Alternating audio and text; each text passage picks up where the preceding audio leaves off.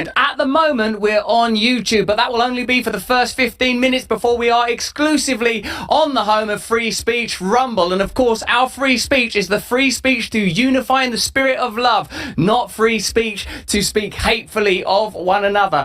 Of course, the reason we're so excited today is because we are being joined for a world exclusive. We have Tucker Carlson with us in studio, his first interview since leaving Fox News. Thanks for joining us, Tucker Carlson.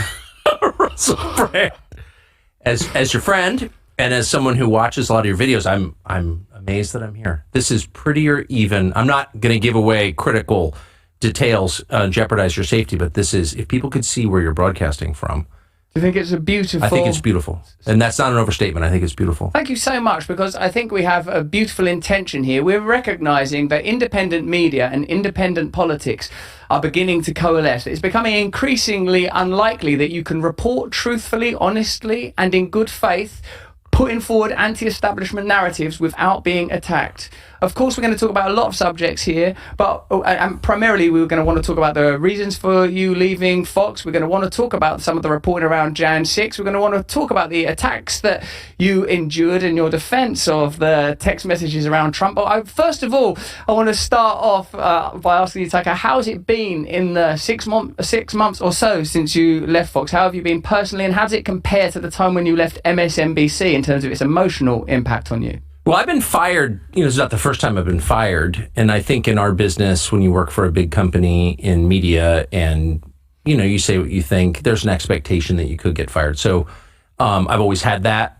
And I've always tried to take the long view, not just on media, but on life. All graves go unvisited in the end. I always think that. And so I was surprised. I didn't, expect to get fired that morning at all in April. So I was shocked, but I wasn't really shocked. And I wasn't mad. It's not my company.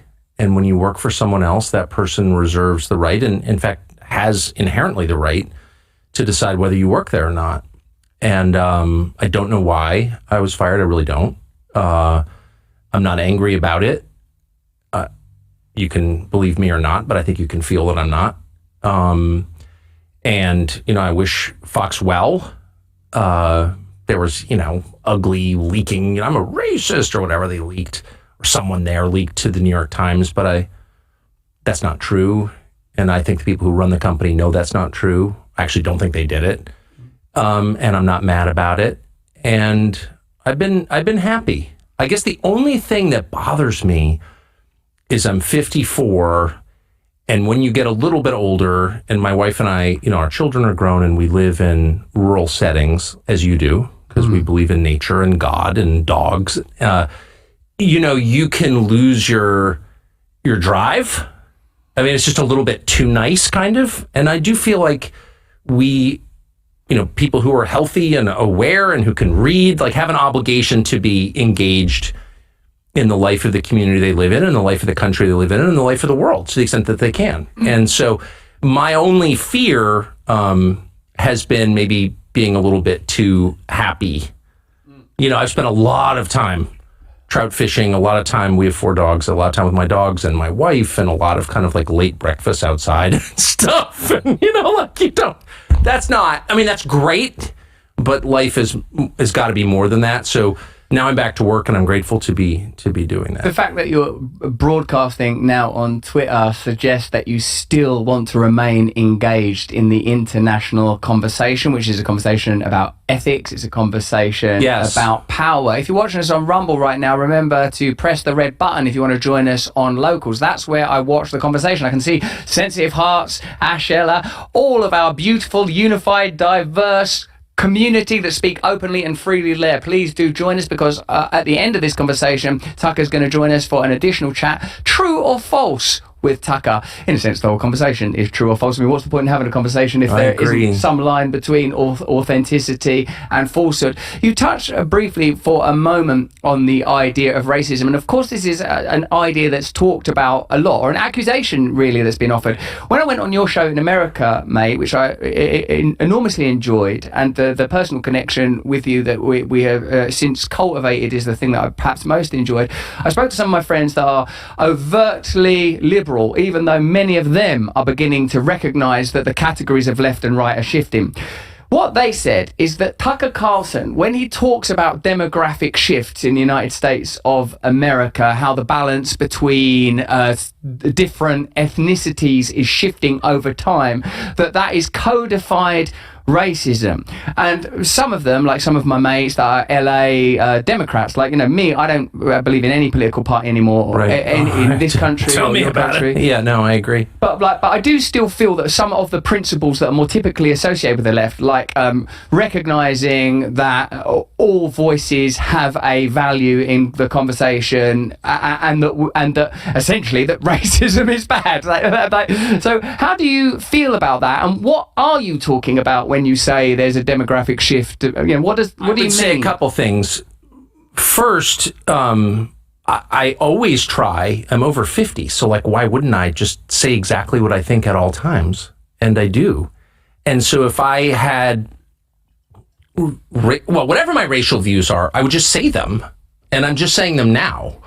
So my views about race begin with my religious faith, which is not very sophisticated, but is sincere. Yeah. And that begins with the belief, the knowledge, the certainty that God created people, that they're not objects, they're not machines, they're not widgets in a bin waiting to be assembled by some company. They are distinct individuals with distinct souls, and they have equal value in the eyes of God. Doesn't mean they have equal ability. Doesn't mean they all look the same, but it means they have equal inherent value. And my politics flow from that belief. Yes. And so the idea that you would reduce people to their race and say, we're going to treat this person better or worse because of his skin color is repugnant to me. And it's something that I've argued against every day that I was at Fox News, I think all of my life. You can't punish or reward people based on their immutable characteristics. Yes. Because they didn't choose those characteristics. So it's inherently unfair. It's inherently immoral. I'm totally opposed to it. And so if that's a racist position, I guess, I'll just stand and take the punishment. I don't think that is. I think that's an argument against racism. I think it's wrong to reduce people to qualities they were born with and they can't control. Period. Yes. My views on immigration are super simple and I think mainstream and sensible. The fact of who lives in a country more than any other fact determines what the country is like. And so if you change it radically over a very short period of time, you're going to have a lot of social upheaval, a lot of churn. It's going to rattle people. People can't metabolize change very well at all. The Industrial Revolution led to Stalinism and then the Third Reich. These are basic facts. It's not an attack on anyone's color at all. And I'm, whatever. But I would say, so those are my views. I support a lot of, I don't know how I feel about immigration as a topic. There are a lot of immigrants I love, including my best friend, for whatever it's worth. So I'm not against immigrants. That's insane. But the way that the United States is doing immigration is designed to wreck the country and to make it unstable and to destroy any social cohesion whatsoever or social trust, to make people hate each other and add to racial division, which I hate because it's not solvable. In contrast to, say, class division. If we're arguing about class, well, at least class theoretically can change. I can ascend or descend classes, but race doesn't change because we're not responsible for it. We're created that way. So you don't want racial conflict. That's the one thing you don't want. And I feel that in the United States, our leaders not only want racial conflict, but are stoking it. But as a practical matter, just in the context of U.S. politics, and perhaps it's similar in the U.K., the term racist or white supremacist or white nationalist, these are terms designed to stop people from talking. I remember the first time I was called a white supremacist. And for whatever it's worth, I don't want to sound offensive, but I grew up in Southern California in the 70s. Living with a father who was, in modern terms, very racially progressive or something. And he was always saying, God created people. Racism didn't even make sense to me. That was not a factor in my life at all. And we lived right next to Mexico, whatever. So, but the first time I was called a white supremacist, I was like, geez, it hurt. It stung. And I thought, I'm not exactly sure what that is, but I know that I'm not one, but I know that that's like the worst thing you can be. That's like calling someone a Nazi, like, or a monster or Satan, or like, what is that? And I was bothered by it. It was right when I started my last Fox show. So it was in the fall of 2016. And I did a kind of long, very sincere, I mean it too, sincere script about how, this is what I believe, and we're all created by God, and you should never punish or reward people based on their skin color. And it had no effect at all. And then I realized that people using those terms are not sincere at all. There's no sincerity. The words have no meaning to them, except as they're useful as tools to acquire political power and to make anyone who stands in the way of that shut up or go away or go to prison. And so once I realized they weren't sincere, then it's like, that's between me and God. And not only am I not a racist, I'm not much of a hater. I really try not to be. And there are things that I hate, and there are people I feel like I'm on the verge of hating sometimes, or I feel myself obsessing. You're like in the truck, or you're, walking the dogs, and you're pissed about something, and I can't believe that fucking person, whatever. And I really try and catch myself and say to myself, that will eat you if you let it fester like that. Don't be that way. I'm a very flawed person, but I really try not to be a hater, because I think that's death. I mean it too.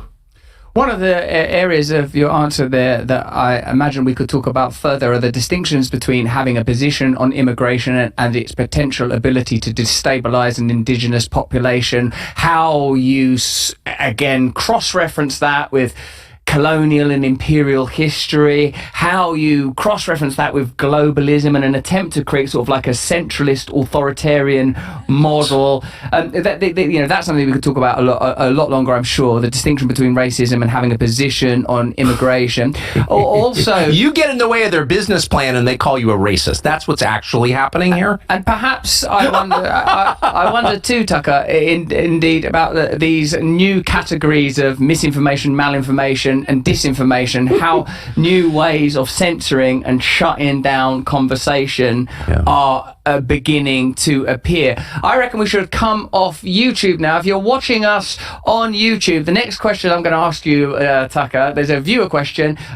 This is from @TheBoss. This is on Locals. If you want to watch this on Locals, press the red button and join our Locals community. This is how we aim to have conversations like this all the time, because my belief is actually an optimistic and hopeful one of humanity, that we share more with one another than divides us, and that there are ways of reorganizing society radically, and that our categories and our lexicon has to alter significantly, because left and right are starting to become redundant when there are so many similarities between the left and right, when both appear to be driving towards centralist authoritarian models where you are surveilled and censored at will, where free conversation is closed down on the basis that there is some other authority that knows better than you what you mean when you're speaking, and that they have the right to shut you down. Press that red button and join us over on Local, so you can ask questions to Tucker. I'm assuming that your question's for Tucker, although I'll answer any question that you throw my way, let me tell you. The boss says, what is your relationship with Trump like now? But before Tucker tells us what his relationship with Donald Trump is like right now, having said once, those text messages, remember that stuff, and then publicly saying that Donald Trump is significant, plus we've got to talk about RFK, plus we've got to talk about censorship, plus we've got to talk about the military-industrial complex, plus we've got to talk about the Hunter Biden laptop, and plus we've got to talk about Big Pharma. And in order to do that, we have to have free speech. That's why you've got to click on the link in the description. Join us over on Rumble right now. And if you're with us on Rumble, bye-bye YouTube, we love you, you 6.4 million awakening wonders. If you're watching us on Rumble, press the red button and join us on Locals and post your questions there. There's so much to ask you. I'm so grateful to you for coming here. Do you like it? You happy? I love it. Have you got everything you need? Can I offer you any more snacks, nicotine, I've gum? got my nicotine, I've got my Pellegrino, I had my coffee. I'm in my happy place. I'm so glad that you're comfortable here. Thank you so much. It means a lot that you've given us this love that view. Thank you very much, Tucker. Mate, so, I suppose what we're asking there is that it seems that you said that Trump was no longer relevant in the political conversation. He was no longer the lightning rod. He was no longer the berserker of American politics. Loads of people on our platform absolutely love Donald Trump. They see him as the solution to America's problems. They see him as the great swamp drainer. It seems you have occupied varying positions on Trump at various times. Where are you on Donald Trump now? And particularly perhaps how that relates to the emergence of radical anti-establishment figures within the Democrat Party, notably RFK. Where am I on Trump now? Well, I love Trump. Personally, I mean, I made a huge mistake last November in getting involved in American politics, something I've never done before, and making calls, this guy's going to win. I think this is going to happen in this state. Meet your new governor in New York, stuff like that. And I was wrong on almost every call. I'm not a very astute political analyst. I'm not interested in politics. I never have been interested in politics. I'm interested in ideas. I'm interested in people. And so there's a primary going on in the United States between Trump and a bunch of other people, primarily Ron DeSantis, the governor of Florida, but others, Vivek Ramaswamy, for example. And I haven't said word one about it. Don't plan to. I think looking back on this 10 years from now, assuming we're still around, I think we're going to see Trump's emergence as the most significant thing to happen in American politics in 100 years, because he reoriented the Republican Party against the wishes of Republican leaders. But when I think about Trump right now, so it's July of 2023, I'm struck by his foreign policy views.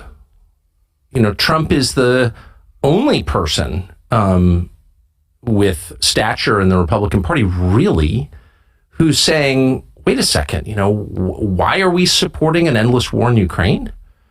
And that, leaving aside whether Trump's going to get the nomination or get elected president or would be a good president, I can't even assess that. All I can say at this point is I'm so grateful that he has that position. He's right. And everyone in Washington's wrong. Everyone. And Trump is right on that question. And it's a big question. That war is reshaping the world. It's reshaping the economy of the world. It's reshaping populations. I was just in Romania last week, which is, of course, shares a border with Ukraine. The refugees in that region, the number of people killed in that war, Europe will never be the same because of this war. And it really matters. And Trump alone among popular figures in both parties understands that, and I'm grateful for it. Whether he gets the nomination or gets elected, words really matter. Saying something true out loud matters. And he is saying true things about Ukraine, and God bless him. That's how I feel. So Trump generated, I suppose, a new type of populism. He rebooted politics. He reordered the Republican Party. And but perhaps, is it fair to say that, other than the significant fact that he was less militaristic significantly than other comparable presidents, at least recent presidents, I mean by that, do you think that he delivered in office? Why do you think he remains so fascinating? Do you think that the Americans, broadly speaking, that are attracted to Donald Trump are attracted by his foreign policy stance, or do you think that there's something else? And do you not think that RFK, who's, is my understanding, he's been on the show a couple of times, he's now on Rumble, and I find him to be a very admirable man. He similarly is vehemently anti-war, anti this conflict, and seems to also have identified the unspoken intention to be the deracination and annihilation of Russia for globalist and economic reasons, rather than the rather naive assumption that it's in any way a humanitarian conflict. It's for democracy. That's my favorite. It's for democracy. Okay. Say the people who hate democracy. Well, I love Bobby Kennedy, and I've had him on my show many times. He announced for president on my show, which took a lot of stones on his part, given how despised I am by a lot of Democratic primary voters. I think he's a wonderful person. I'll say that. Just as a man, I admire him. He said the greatest thing any politician or any public figures ever said to me at dinner a couple of years ago. They've gone after his family. The pharma companies and their agents in the media have really gone after his family, his siblings. They convinced a bunch of his siblings to denounce his views.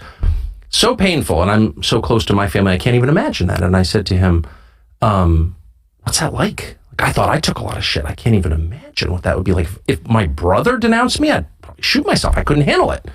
Also, if it was Buck, he would be able to provide the weapon. He would. Yeah. Well, yeah. My brother's not going to denounce me. It's my best friend and wonderful man. But anyway, so I said to him, what's that like? And he said, and I'm quoting, probably shouldn't be quoting a private conversation, but he said this to me. He said, I've got 7 children and they all love me. I don't care. Wow. And I thought, okay, you want to distill my values into a sentence? That's the sentence. So I really admire him. I don't agree with him on everything. I do agree with him, I'll just be honest, on most things, on the big things. Yeah. And so, no, I love what he's doing. I love his bravery, which is just remarkable. The amount that man has suffered for what he thinks is true, the amount of money he's lost, the friends he's lost. He's been ostracized in a way most people can't even understand because he ticked off a drug company, really? And he's persevered, and I really admire him.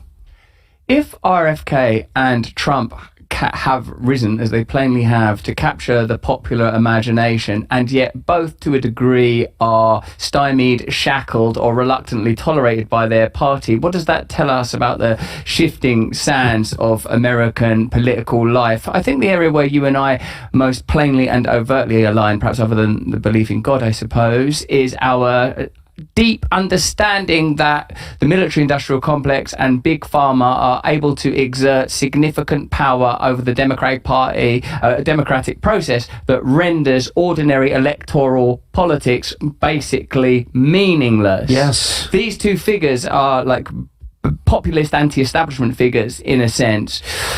What do you feel is the likelihood of either of them being able to pass through the internal mechanics of their parties, in the case of RFK, through the legal hurdles that have been placed in front of Trump at the moment? And what is the role of independent media, in particular, say, a figure like Elon Musk, who seems, at the moment at least, to have the power to fight on that terrain? I know there was a lot in that question, Tucker, but you've got I would say a couple things. One, the United States has had precisely in 250 years almost one populist president, and that was Teddy Roosevelt, also the most popular president in American history, who was president from 1901. President was who he served as VP was shot to death until 1908.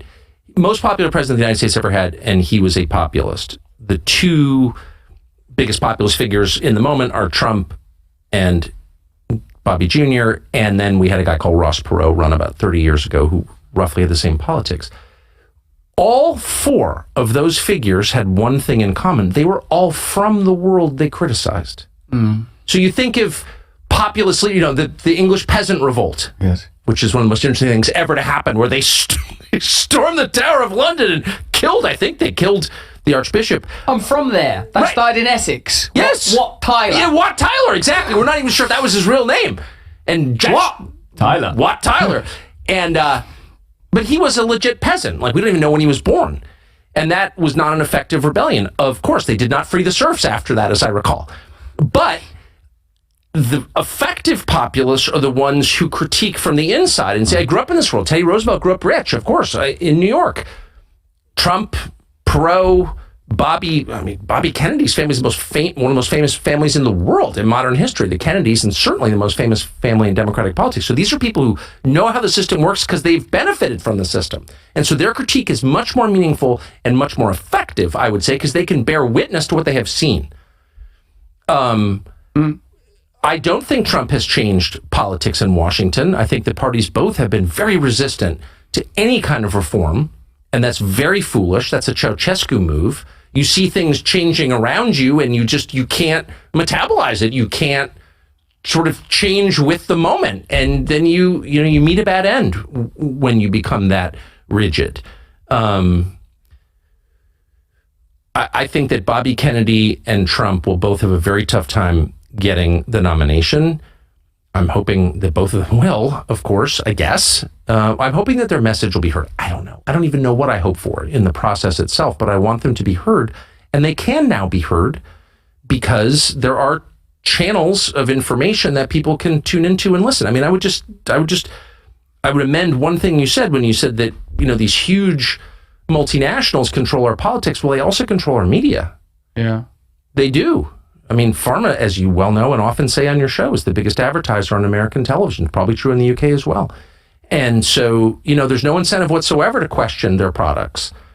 And now we have, because of these social media companies, Twitter and Rumble, and probably others, we have less filtered sources of information with fewer gatekeepers and a higher probability you'll hear something true. I think that's a huge change. I mean, how can you...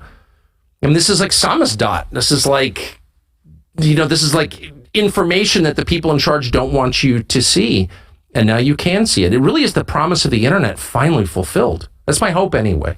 Figures like RFK and Trump already demonstrably, through his successful use of Twitter, are going to require new models of media in order to build an audience. Whether or not you align with the views of those individuals, it's plain to see that the traditional media models curtail and censor their rhetoric. Why, when you left Fox News, I think, like, those of us that work in the independent media space all thought, like, Tucker's leaving, I even, if I may say, like, when we met, I was like, he's going to leave Fox. I felt like just because of your awareness and because of the stuff you were saying about the mainstream, the fact you're having Glenn Greenwald on there and people every week from his bunker in Rio. I love Glenn. Yeah, he's a beautiful human being. Yes, he's no doubt a brilliant man. So we were all amongst us thinking, where will Tucker go? Is it going to be Tucker? Will he be joining us on Rumble? Will you set up your own thing? What was it about your conversations with Elon Musk that led you to work there on Twitter? Well, I don't work for Elon. He's paid me zero money. I don't think I ever want to work for anyone again. I've done that. I'd like to make money. I mean, I think that's fair. I've made zero money since I left, and that's fine. But at some point I'd like to, but I'm not working for Elon Musk. He hasn't offered to hire me, and if he did, I wouldn't accept. But what he's done is offered me what he's offered every other user of Twitter, which is a chance to broadcast your views without a gatekeeper there. But I do think, I think the technology at Twitter is, my expectation, is evolving, and I think, the subscription model might work, or it might not. I don't know, but I think it might. And I plan to stay there. But what social media offer in the short term, at least for me, is an audience, but also a reason, this is personal, but a reason to write. I can't think clearly without writing. I started in this business as a magazine writer and a book writer, newspaper writer, and I need to write things out. I'm very dyslexic, and I can't, I have trouble processing information in certain ways. And unless I'm forced to write a script, I can't really decide what I think about something. And so the daily or regular discipline of writing a script forces me, and in some cases it really is forced. I don't want to do it. I'd much rather go fishing or bird hunting. I would. But if I have to, I will. And there's something wonderful in that. Writing a script, as forces you to think through everything about the issue, to have a much deeper understanding of it. At least for me, that's true. So I couldn't go too long without writing, or my IQ would drop dramatically. I don't think I'd ever recover. We had Stephen Friend on here and the other FBI whistleblower, and and importantly, and perhaps this is the most important thing about that story, one of their brothers and sisters has tattooed stick figures of me on their genitals. That's the defining issue. How has that affected his dating life? It's ruined it. I think it doesn't have one anymore. Kind of narrow the available population down a little significantly. It's just me now. I'm the only person who sees that as an advantage. Oh, well, I am honoured. Do as you will. But also, on that, they said, of course, these FBI whistleblowers, that the FBI had a significant number of agents, that there were other law enforcement agencies there on January the 6th. In fact, it was the whistleblowing on this subject that caused them all this grief. That in a sense, that there are some discrepancies, shall we say, on how that event was initially reported on with regards to what actually went down. Now, what you've been accused of in the mainstream after you received, I think it was like 40,000 hours of footage from your man McCarthy there, was that you sort of cherry-picked, is the phrase that often comes up, footage to deliberately show that it was, to a degree, a peaceful event. What is your sincere opinion of what went on January the 6th? And why do you feel that there is yet an attempt to regard it as a deliberate insurrection, and also within that, I guess the possibility for presenting moments of peace within 40,000 hours of footage does exist. So were you sincere in your presentation, or do you have a particular perspective on how you wanted that event to be seen? I have, well, let me just say, one of my children was there working in the building and called me during it, and was right nearby when Ashley Babbitt was shot. So I was interested in it from the moment it happened. I was appalled by the vandalism outside, by fighting with police officers. I hate violence, from abortion to the war in Ukraine. I mean, I am consistent on that. I'm not a Catholic, but I share those. I definitely share those views. I'm not for the death penalty. I'm not for killing people. I'm not for hurting people. I'm not for violence. And I've had those views for a long time. So, any violence on January 6th, I oppose. I've said that many times. Was kind of happy to leave it where it was, which is this got completely out of hand. The only reason I ever got involved in commenting on it was, and we did a show that night saying, well, this is awful, right? What happened? Was the lying about it was immediate. This was a racist, white supremacist insurrection. Well, okay. There was no indication to this day that race had anything to do with it at all. Like nothing. These are people who thought the election was stolen from them. There's some evidence they were right. We could debate that, but that's what they thought. That's a meaningful thing. If you've got a big population in your country that doesn't believe that your elections are on the level, you need to figure out a way to convince them that the elections are on the level, or else you can't have democracy because it's a faith-based system. So that was the first thing I noticed. There was no effort at all to convince people, actually, electronic voting machines are secure, which they are not. By the way, that's a lie. In any country that has electronic voting machines is by definition at risk of having its elections stolen. By definition. No country that cared about democracy would have electronic voting machines, okay? First thing. But no one even, and by the way, many Democrats have made that point. Not now, but 10 years ago. There was no effort to reassure anybody. They immediately used it as a cudgel to make their political opponent shut up, and in a lot of cases to send them to jail. So I noticed this, I'm like, well, wait a second, nobody here is operating in good faith at all.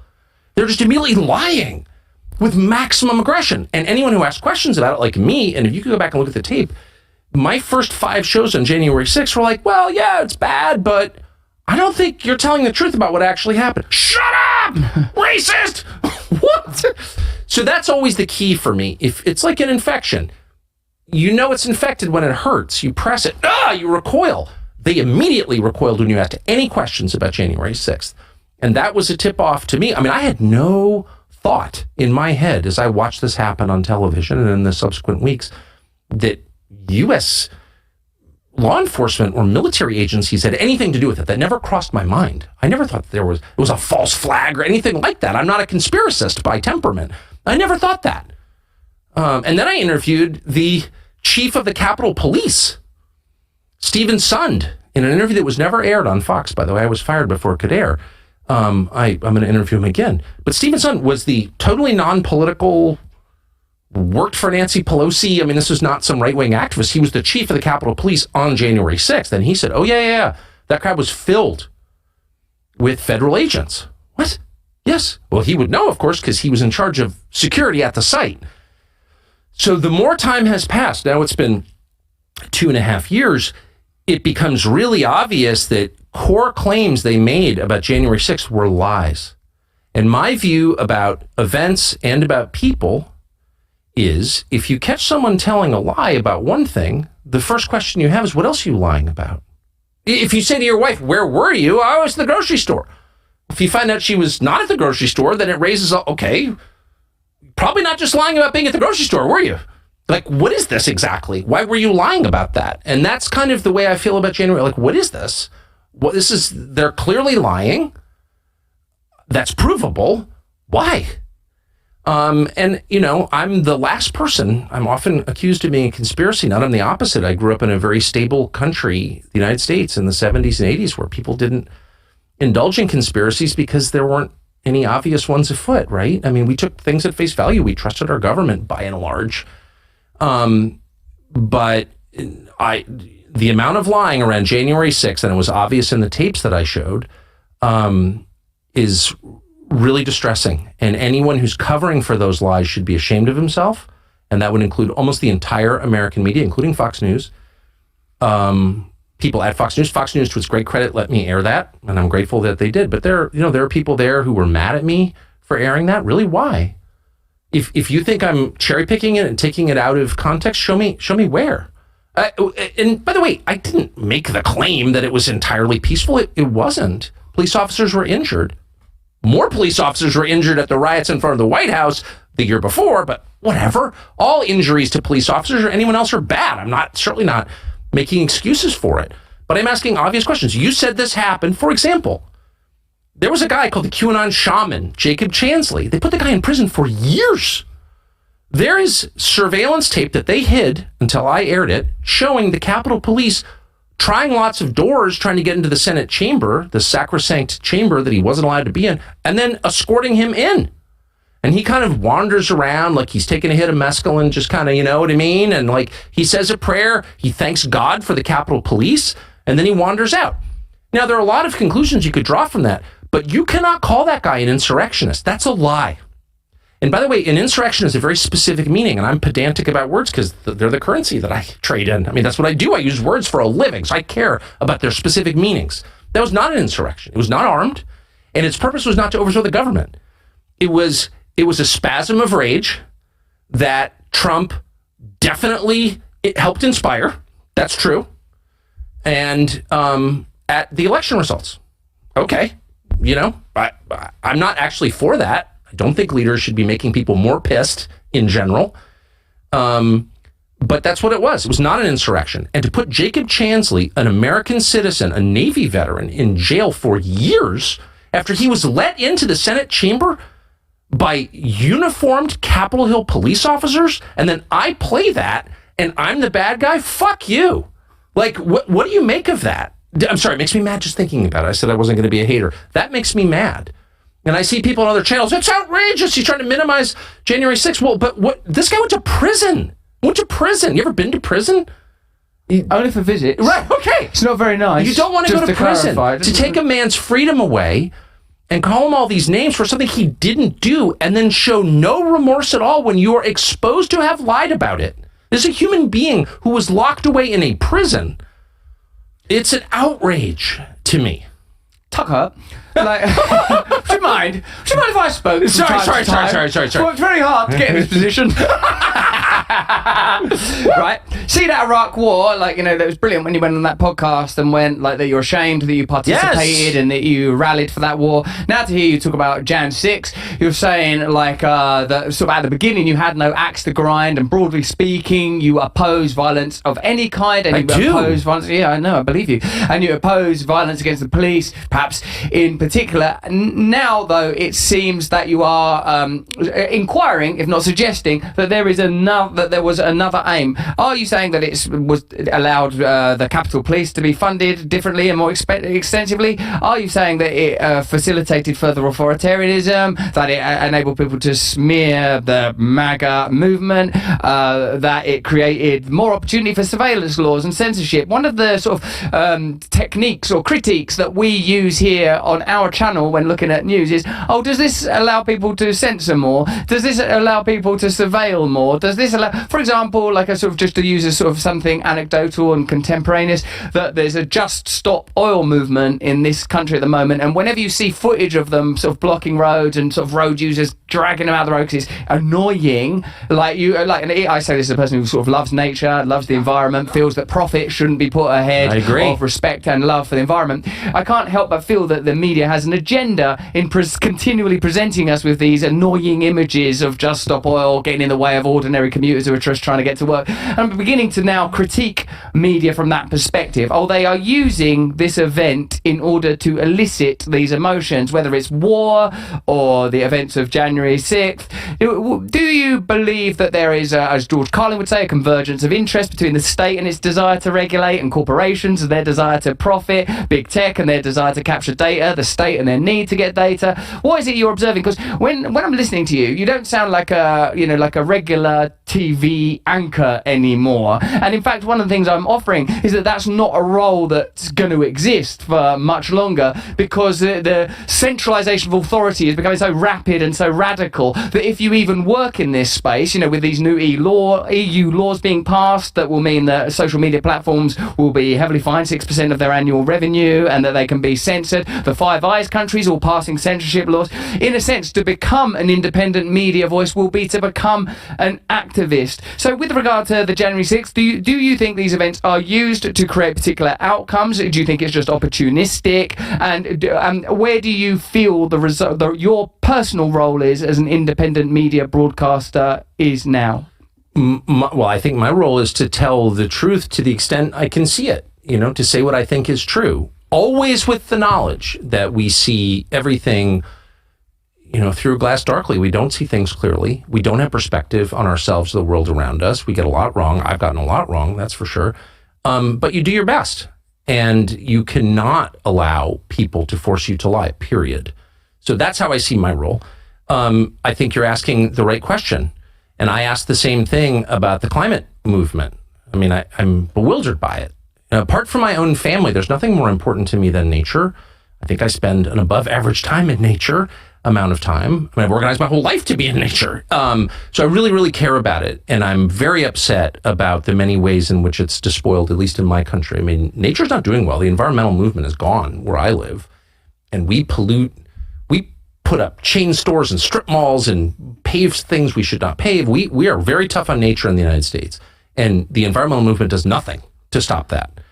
And so my question for the climate people, and I have no doubt the climate is changing. It's always changed. I live in a place that was completely sculpted by the glaciers, which only melted 10,000 years ago. There were people living where I live in northwestern Maine when the glaciers receded. 10,000, the Native Americans, 10,000 years ago. So this is a feature of life on Earth. And so I have no doubt it's changing again. And I would be completely open to the possibility that people's behavior is accelerating that change or driving it to some extent. It doesn't sound crazy to me. I don't think it's proven, but I'm open to it. Of course I am. My question is really simple. Which of your solutions to climate change disempower you? So when you act, you're a father, on behalf of your children, you are doing things because you love them. They're not necessarily in your interest. Like, you'd rather go take a sauna or do some yoga or hop on your wife. But no, you have a child with needs, so you love that child, so you do something for that child. That's what it looks like to serve and love someone, is to do something you don't want to do, doesn't help you in any way, but at least potentially helps that other person. I see the climate movement not doing one thing that doesn't enrich or empower the climate movement and its corporate sponsors. Not one. So, for example, not to be boorish here in lecture, but I'll stop with this. Like, if I understand, the ecology correctly, trees are helpful if you're worried about rising CO2, correct? Because they consume it and then emit what? Oxygen. So if you're really worried about climate change caused by carbon dioxide, you'd probably be planting a lot of trees. I don't see a ton of, and I would be very for that as someone who truly loves trees and spends a lot of time thinking about trees and have a lot of trees and maintain a lot of trees. I love trees almost more than anything. So where's the nationwide effort to reforest the United States? I don't see it. Instead, I see a lot of solar panels from China that don't work, that actually wreck the environment, industrial wind farms that wreck where I live. I live near them. I know what they do. They kill all these birds of prey. They're destroying the environment, but they're becoming richer. So on January 6th, tell me one solution that doesn't make you more powerful. Yeah. There's not one. So that's an indication of bad faith to me. And of course, I'm not going to be boorish and I'll stop, but anyone who's interested in the uses to which January 6th has been put by the people in charge in Washington can look it up. I mean, the surveillance that was justified, the total capture of our banks, for example, by the FBI in the wake of January 6th is completely shocking to any civil libertarian. You can't call my bank and find out what I spent money on. You don't have a warrant. What? That's not allowed under our Constitution, but they did it because it was an insurrection. Okay. So, I don't know. I can't even guess as the mechanics of January 6th. Did the many federal agents in the crowd do this? Did they go along with it? I don't know the answer, and I'm not going to speculate. But I know in the aftermath of January 6th, that event was used by predators in our political sphere to increase their power and to disempower the population they supposedly serve. And I'm very offended by that. Not because I'm some crazed populist. I'm not. I don't want to burn anything down. I'm like very temperamentally conservative. I like to build things, not break them. But you can't look at me with a straight face and tell me you're defending democracy when you get JP Morgan to go through my credit card statements. You're lying. That's my only point. You're lying. Yes, it's a good point. So you're spitting me up, man. I suppose that both the pandemic era and the current war can have that critique equally well applied. Who benefits from this ability to surveil and impose, for example, vaccine passports? Who benefits from our inability to openly communicate on these subjects? It always appears that there is a sort of an invisible hand guiding these events, guiding the conversation, amplifying certain voices, diminishing others, and it always appears to somehow benefit centralist, authoritarian institutions, be they governmental, corporate, or financial. Anti-human, and war does it especially. And if you'll pardon me, and I don't mean this as criticism of your country, which I love, but I've spent the last week in England, and I've driven all around. It's nice, isn't it? Well, it's beyond belief how pretty it is. But one thing that just I can't get over is the stark change in architecture between 1939, when you all entered the war after the invasion of Poland, and 1945, when you, quote, won, okay? Architecture changed completely, and it went from designs that complemented the landscape around them and local material, used in ways to, I think, elevate the human spirit, to a kind of architecture that clearly hates people, that is designed to oppress the human spirit and make people feel without value, worthless, and that is ugly and disposable and made out of materials that are not worthy to be lived in, that are disgusting. And you see that not just in England, but also in the United States. Pre-war, as you well know, is a selling point for apartments in New York for a reason. Everything changed with the war. And there's something about war that changes people in a very, very deep way, down to the architecture, which is an expression of how we feel about each other. The buildings that we build to house our fellow man say a lot about how we feel about our fellow man, in my view. And after the Second World War, I mean, it completely changed, and it became very aggressively anti-people. Like, what kind of person could come up with brutalist architecture or its many tributaries, and there are many?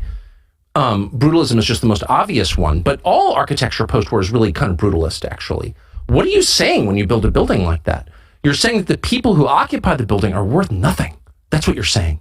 Whereas you drive through the Cotswolds, and people in the pre-industrial age with no electricity and no machines built buildings that are still standing and true to this day using local limestone and thatch.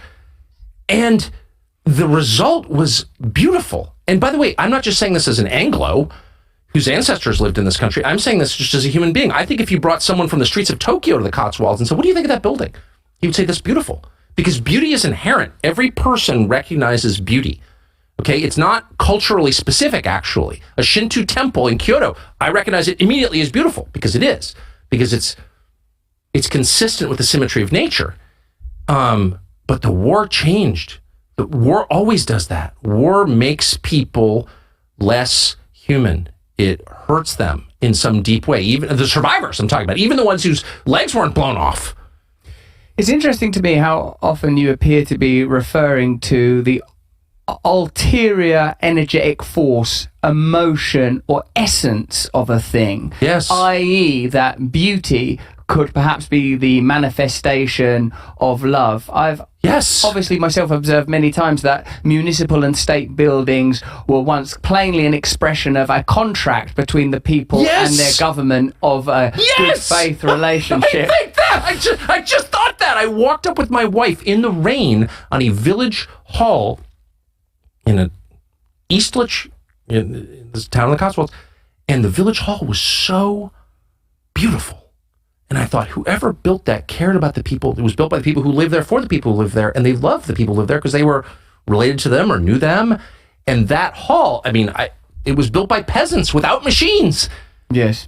It's impossible to ignore, though, that beneath these, even these architectural changes that you refer to, is an insidious economic ideology, i.e. that it's, of course, there is a kind of a disdain for the population and the public, and this disdain is something we're continually talking about, whether it's the media, whether it's the state, whether it's private corporations. You can kind of tell they don't like you, and that they don't respect you. So when populist figures emerge, i.e. most notably Trump, who somehow seems to give timbre to this idea that, hey, they don't like us very much, it's pretty plain that, for a while, when you... Right there, that's Trump's appeal right there. When you were talking about Roosevelt a moment ago, that he came from the bourgeoisie or the intelligentsia, it was sort of notable that there's a requirement for an alliance between people who understand, experientially, systemic, the way that systems conduct themselves, the way systems operate, the bourgeoisie, the intelligentsia, whatever word you want to use for that critique, and ordinary people. This, I believe, is the communicative bridge that needs to be built. I've long felt that it is disgusting that most people now feel voiceless, and many people feel that their electoral agencies are not worthy of trust, media is not worthy of trust. There will never be another election, I don't imagine, in your country, Tucker, where the other side goes, oh, well done, winning that election. Whether it's the Democrats or the Republicans, the other side's just going to go, it was corrupt, it was disgusting, look at these machines, there were Russian agents involved, you can't rely on this. So there is much that needs to be healed, and obviously what we continually offer here is that what's required is indeed, beyond an investigation and an interrogation of those agencies, new systems of decentralization to move democracy as close as possible to the people affected by it, which I suppose is a principle that's evident in federalism, but something that we can discuss more in a moment. Tucker Carlson has talked about the great beauty of this nation in some ways, and I mean this with all due love and respect to our cousins across the Atlantic, a country that in a way invented your country a little bit. You've just had Independence Day. It was a mistake to throw all that tea into what do you mean? In some ways, ways, it definitely invented our country. I mean, we're an English country. And with what a lovely language you gave you and all. And but in a temporary celebration of what we do here in this country, here's a word from our sponsors. Please stay with us, because afterwards me and Tucker are going to talk a lot more about the military-industrial complex, how deeply embedded they are in the system. I'm going to ask Tucker, even though there are probably contractual restrictions for what Tucker can and can't talk about, I'm going to say, why do you reckon Fox sacked you? Do you reckon it was Jan 6? Do you reckon it's they speaking out too much, a bit too much Glenn Greenwald on a Sunday afternoon? What was it exactly that you reckon? So stay with us. Also consider joining me for Community and indeed my comedy special during the pandemic period, Brandemic. Have a look at these messages. We're going to be back and asking Tucker the kind of questions that he would ask people while laughing. Oh, I know! I'm sure you believe it! Ha! That's fantastic! See you in a second.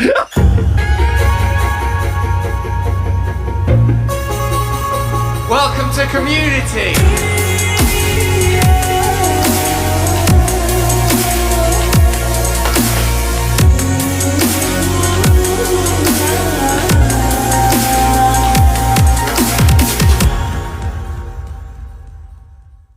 Are we on the verge of an environmental apocalypse? Is AI going to destroy all mankind? Are we powerless to choose peace in the face of military-industrial complex objectives? And where the heck are my car key now? Dealing with questions like those ones is enough to make you exhausted, but thanks to Genucell skincare, you can still look and feel amazing. Like me, you'd never know I care about anything. Not with this eyelid treatment. Straight, look at that now. The eyelids have never been better. Genucell skincare is a natural line of products for both men and women, whoever you are. Nothing is tested on animals, so they're completely cruelty-free with natural, high-quality ingredients, and everything is made exclusively in the USA. And I know exactly what I'm getting with their products, because everything is still formulated to this day from the same pharmacist. His name's George. Alright, George. He founded the company over 20 years ago. You'd not know it though, because he looked like a 9-year-old boy. Because of these products. So if you're invested in your health and personal wellness like I am, then start and end your day with Genucell. Their Summer Essentials package is currently available at an incredible introductory price. Just go to genucell.com/brand and take an extra 10% off your entire order. That's genucell.com/brand. The gift of eternal life, larger reproductive organ, world peace, Genucell. Stay free with Russell Brand. See it first on Rumble. It's been a weird couple of years, let's face it.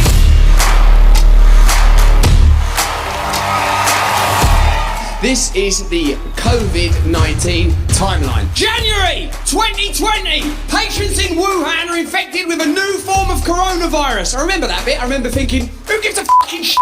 Tell me when it gets to a bit of China I've fucking heard of, then I might start caring. Listen!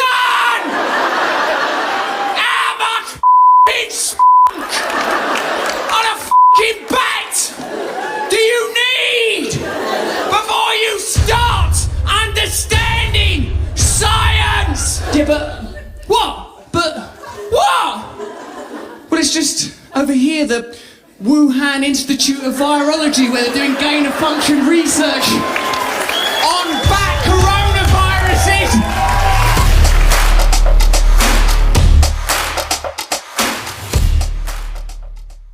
Is it me, or does the future feel more insecure and uncertain? Wars, pandemics, lies, trickery. My cats keep having kittens. The last one's personal. For those who are in the United States, there is a way to secure your hard-earned nest egg. American Hartford Gold make it easy to protect your savings and retirement accounts with physical gold and silver. With one phone call, they can have physical gold and silver delivered right to your door, or inside a qualifying retirement account like your IRA or 401k.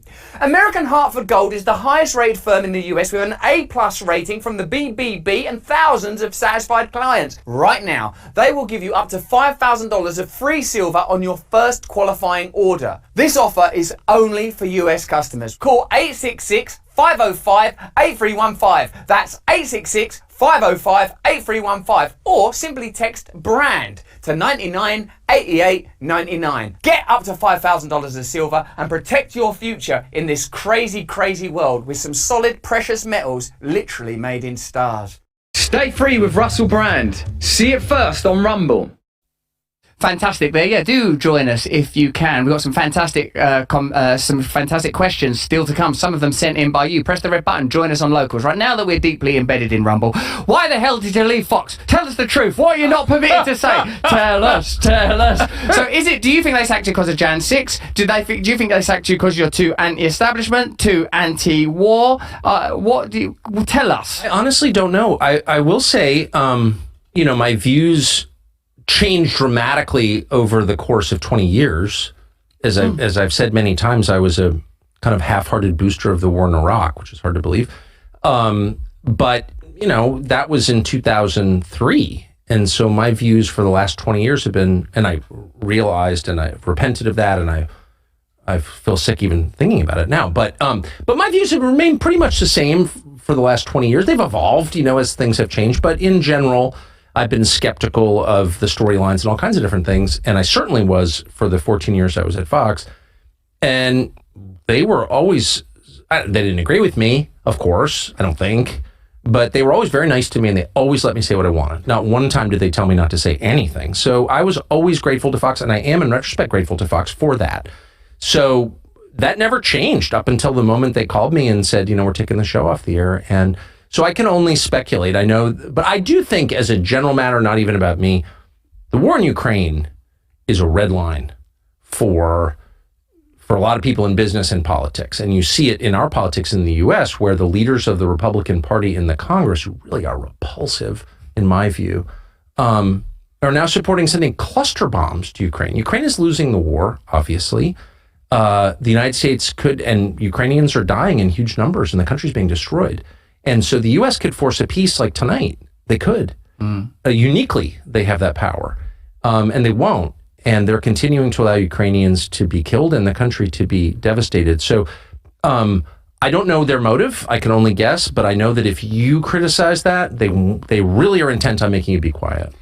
With the pandemic being reframed in such a short period of time, and with this cultural amnesia always being has it been elicited, reframed? In a sense it has. Like, we now know that there were no clinical trials for transmission, that 96% of people they were lying? Asymptomatic cannot spread the disease, that there were considerable, like the myocarditis, all of that, the lockdowns didn't You're making work. me feel bad for getting all those shots. The 2 meter, the 6 feet to 10 feet was arbitrary, and now we're looking, and now already we're being invited to kind of forget that sort of happened, do you, and with Biden inadvertently saying Iraq instead of Ukraine, do you feel that is these kind of Freudian errors are simply because in time we will regard this conflict in the way we regarded Iraq? This is not to say not sympathetic towards Ukrainian people, but that it was a war primarily motivated by the interests of the military industrial complex, the stated plan for BlackRock to rebuild Ukraine in a comparable way that Halliburton were able to exploit the conflict in Iraq, and indeed a secondary agenda to diminish Russia's capacity to be a superpower on the world stage.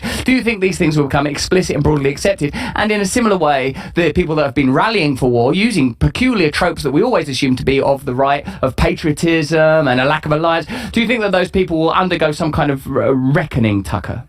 I hope so. I mean, the key to joy and wisdom is admitting that you're not God. That is the key. That's the key to life, in my opinion, admitting you're not God. And if you can't do that, you are doomed, because you're not God. By the way, that's a fact that you can't change. You were not God. Okay, period. Breaking news for me. News. So me pretty hard, that one. That's the moment. That's my take home. Oh, okay. Well, that's it. I'm out.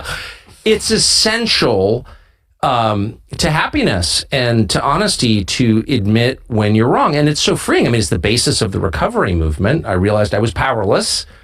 And I just have lived that. And I understand very well, personally, the human impulse to hide being wrong. Like, no one wants to admit being wrong, because in so doing, you admit you lack the power that you pretended that you had. But I just find it so liberating. I was wrong. I thought this. It turned out not to be true. I was wrong. I didn't know. I am not God. Once you say that, everything, then you realize you have nothing to be afraid of. By the way, everybody already knows what you're lying about. People know who you are. I tell my children this all the time. You think you're getting away with it. Oh, I'm secretly whatever it is. Everybody already knows. And they love you anyway, or they hate you anyway. It doesn't matter. We know, because we can smell. We're like dogs. We know who the other person is instantly. All the pretense is pointless. And so how beautiful is it to just say, nope, here's who I am. Yeah. And they can't. And I look at someone like Tony Blinken, who's our Secretary of State, who's obviously way over his head, not a genius, but probably above average in cleverness, but not, he's not like a great statesman or a great person or whatever. And he feels, you just watch him on television, he feels this burden to pretend, I'm Secretary of State, I got it all under control. You have no freaking idea, Tony Blinken. Like, you have no idea what's going to happen. You've been wrong again and again and again, but you can't admit it. So you're terrified of being exposed. And this is, I'm not attacking Tony Blinken or singling him out, I hope not unfairly. This is where we all find ourselves. God, I hope nobody knows. Whatever it is, I'm secretly gay, or I gained 20 pounds, or I'm actually very vain. Everyone already knows. Calm down, just admit it. And I hope people who are wrong about COVID can take the life-affirming path of admitting, the dignity-preserving. When you admit you're wrong, you actually preserve your dignity. When you continue to lie, you lose your dignity. People don't get that. They think it's the opposite. Oh, I was kind of, Stop the bullshit. We all know. Admit it and become fully human. Then you can respect yourself. How can you respect yourself if you're lying? You can't. This is, I believe, the undergirding idea of perennialism by Aldous Huxley, in where he contrasts various theologies and notes that the primary idea, whether it's in the Vedas or coming from Meister Eckhart, is this transcendence of self. The acknowledgement that this vessel, this idea, this synaptic crash of self, this mess of memory and projection can be transcended through and via a connection to God. And Yes. this I was wrong ultimately becomes I was irrelevant. The Russellness is irrelevant. There is a way through this. There is a pathway. The denial of this transcendence, or even this immanent relationship with a higher power, a higher force, defines our age of materialism, rationalism. All things can be measured and weighed. This is why you have lumpen and brutal block buildings, abundant, and an annihilation of elegant thatch strewn Yes. across the countryside, because there is a denial of beauty, there is a denial of God. And I feel that Because they're challenges to our power. The idea that a flower is more beautiful than anything we could create, and that a white pine is more enduring than anything we will ever build. Like that's such a challenge. The idea that there are mysteries we can't explain. Yes. This is why they call you a conspiracy nut. This is why they become hysterical when you raise questions that challenge their version of events. Because what you're really doing, it's not even about January 6th or UFOs or the Kennedy assassination. It's about revealing their limits. Yes. They don't have the answers and they can't admit it, because admitting that they don't have the answers is the same as admitting they're not God. And I'm only saying that's the most liberating thing you can do. It's curious how it can be distilled to something so identifiably personal. Like, I saw you once interview someone who went, no, I do the same. like when I think you were talking about gun laws or something, that in a way, people want feudal power. People want total power. I want absolute dominion over my life. But there now is, of course, a tendency to mask this intention. Yes. The idea that this is for your security. This is for your safety. We are trying to help you. What was it? This is what sort of busted me up, Tucker, during the whole... Just goose step for me. Stop lying. What's the big deal? We just march through Nuremberg. Totally true, though. I'm more comfortable with that. Just put on a uniform and point a gun at me. Stop telling me it's for my own good. You're lying. Like, I know that's not true. Authoritarianism necessarily had to become veiled. Those kind of optics of the rallies and the flags was identifiably a problem. But the urge and the will to power has remained consistent. Of course. This is, I suppose, in a sense, where we appear to align very strongly is we don't like being told what to do, that we're willing to surrender, willing to learn, willing to take on new ideas. A few more just little personal questions. They're not personal, they're about your career. How do you feel about the FBI hacking your phone, mate, with the Putin thing and being called a Putin puppet? A Putin puppet. The Putin puppet thing I've never taken seriously. I am a passionate Tolstoy fan. You know, predates Putin, by the way. I love Tolstoy, and I mean that.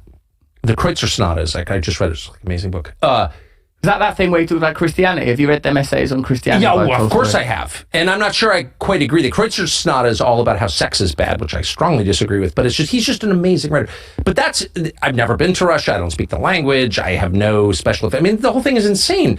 And by the way, that never bothered me because I'm so American, it's like a joke. Yeah, you are really American. I'm the most American person I've ever met. You're so American. You've been so American since you've arrived on the premises. You've been so American, shaking people out. And an American just turned up inadvertently, just magnetized by you. Asking people personal questions. I'm from Sacramento. How are you? Where do you live? You've been all American everywhere, spilling your Americana up everything. It's so true. It's so... Exactly, for good and bad, mostly bad. But I want to ask you an important question. I think there's nothing to suggest that the state of nation is a permanent one. It's a relatively recent advent. It's pretty plain that one of the ways that the cultural war can be continually leveraged, even issues where I imagine you have strong views and indeed these are arguments that define your country, certainly more than mine, although everyone's affected by them. Pro-gun versus gun control, pro-choice versus pro-life, the identity politics issues. Are we ever, as a there's nothing in our evolution that would suggest we should live in countries of 300 million people all following a single credo.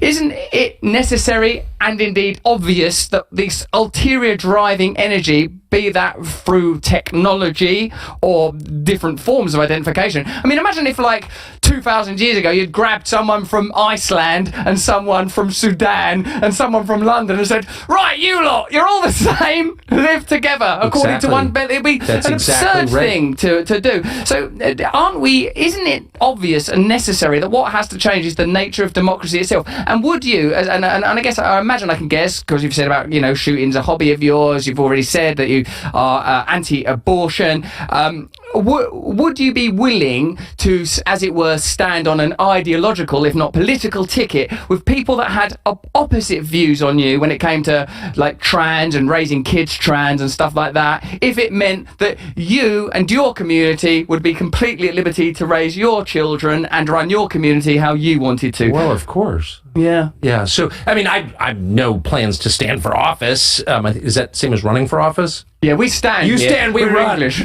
I've come here, now I'll be here for a while. Simply elect me. Hey, can I have some power? And in America, we run as fast as we can. Sprinting about, gathering up them donations. But of course, and by the way, I mean, the real, like, the Tower of Babel didn't work for a reason. That is commentary on, written by the ancient Hebrews 3,000 years ago, but still a sort of deep commentary on people and how to organize a society. And, like, human differences, I said at the outset, people are united in their value.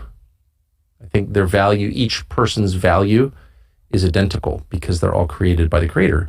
But people are different.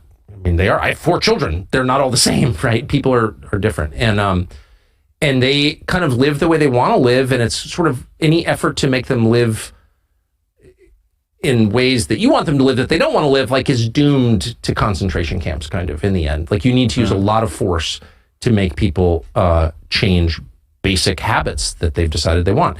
So that suggests to me much smaller administrative zones or countries or whatever you want to call them. The problem is technology makes it really easy to manipulate huge groups of people. The drive out here from London, my driver's from Brazil, a country I love.